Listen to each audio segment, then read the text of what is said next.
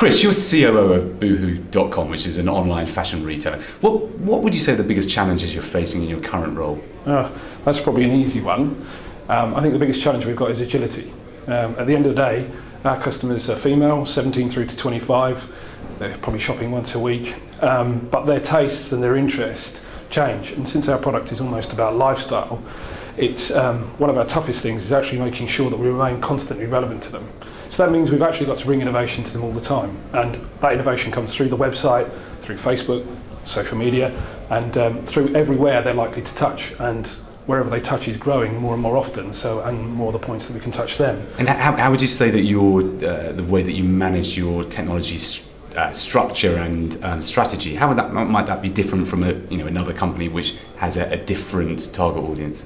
I'd say it's not more about, rather than prolonged approaches to working up an idea, we're never bereft of new ideas. It's the ability to be able to deliver them. So that means we've actually got to have very, very agile approaches to developing software and delivering it. So that means often they're very small pieces of change that get delivered out, but they can have a huge impact in terms of the relevance to the customer.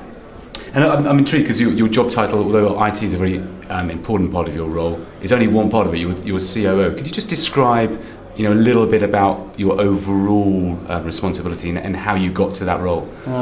It's often easier to turn around and tell you what I don't do rather than what I do within the organisation.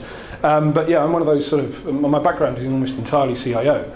But in an organisation where technology is absolutely at the heart of what you do, that's very much at the core still of what I do. But I also gather around that some other core roles, e-commerce, the logistics, the customer services. So those are other functions that I'm also responsible for. And then this is the first COO role that you've held, is that? Absolutely. Yeah. And how did you adjust then from being a CIO, which had a very specific remit, to something that's got a much wider one?